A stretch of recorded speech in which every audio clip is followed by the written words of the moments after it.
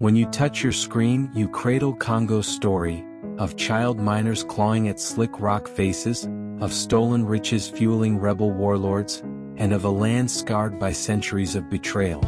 In the heart of Africa, the Congo River Basin hides a wealth unimaginable. Coltan extracting tantalum for capacitors, cobalt powering every lithium-ion battery, and gold and diamonds glittering beneath the red earth. These minerals, coveted by global markets, were once the silent curse of this land. Over a century ago, King Leopold II of Belgium claimed the Congo Free State as his personal possession.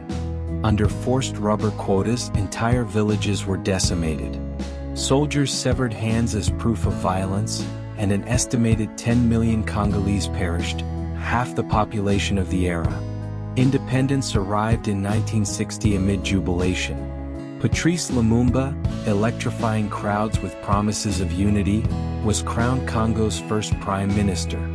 Yet within months, Cold War intrigues and Western interventions cut his life short. His body was desecrated, dissolved in acid, a brutal warning to all who dared oppose foreign interests. Mobutu Sese Seko emerged, cloaking his kleptocracy in the trappings of nationalism. He renamed streets, courts, and even his own persona, while siphoning billions into Swiss accounts. Under his reign, schools closed, hospitals crumbled, and modern infrastructure fell to dust. Yet beneath the surface, a darker hunger brewed, the first stirrings of mineral-financed conflict.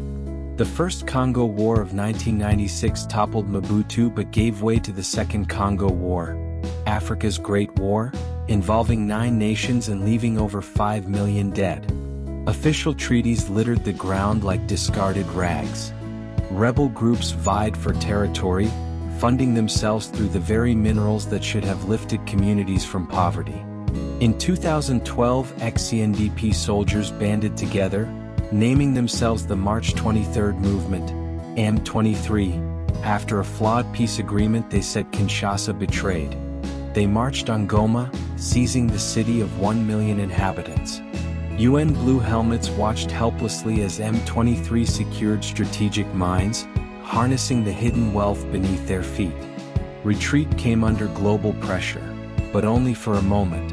By 2021, M23 resurged, better armed and financed by illicit cobalt and coltan sales. Their checkpoints extracted taxes on every load leaving eastern Congo, entrenching violence into the veins of daily life. From rebel-controlled shafts, cobalt is funneled through clandestine networks, smuggled by small trucks to Ugandan border markets, exchanged for cash, then flown to Dubai's mineral hubs. Traders refine the ore before shipping it to refineries in China, where factories strip impurities for battery manufacturers. Finally, these batteries arrive in your smartphone, electric car, or medical device. Despite industry pledges, roughly 30% of Congolese cobalt remains untracked, untaxed, and unregulated, fueling more conflict and leaving local communities as collateral damage. In a dimly lit shaft, a young miner, the camera catching silt in the curve of his cheek, whispers, "I'm 12. I descend with a pick. Some holes are 6 meters deep. When the walls collapse, we pray not to God but to each other for survival." His words reverberate across makeshift camps, where displaced families huddle beneath tattered tents. Mothers cradle malnourished children.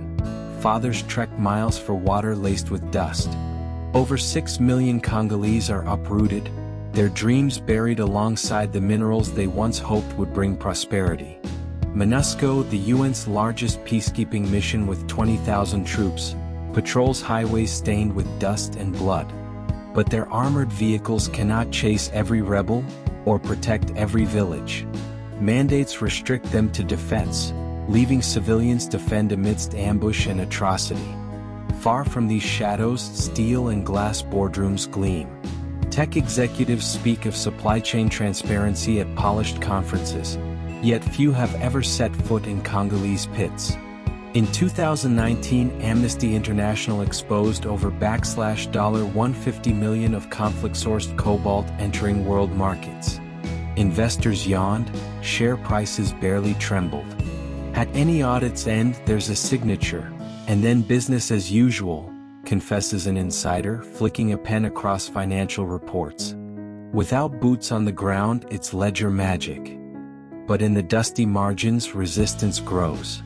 Activists equip local villagers with GPS-enabled phones, mapping illegal mines and sharing coordinates via satellite uplink. Each tagged site becomes a digital scar on the world map, a testament to injustice.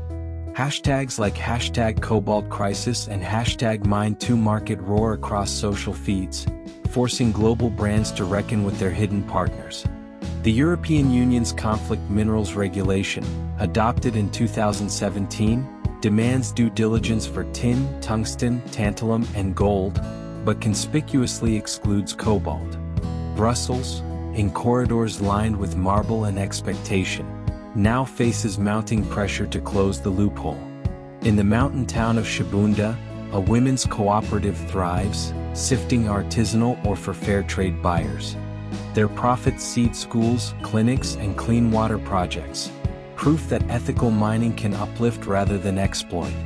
Imagine a future where every cobalt ingot carries a digital passport, etched on a blockchain ledger. From muddy shafts to market shelves, each transfer is transparent, accountable, and just. Consumers scan QR codes to verify origins. Investors support certified operations. Complicit officials face real penalties. Every time you charge your device, remember the journey, from the hands of young miners in Congo to the palm of your hand. Congo's cobalt is more than a mineral. It's a mirror reflecting our choices and our shared humanity. Thank you for watching.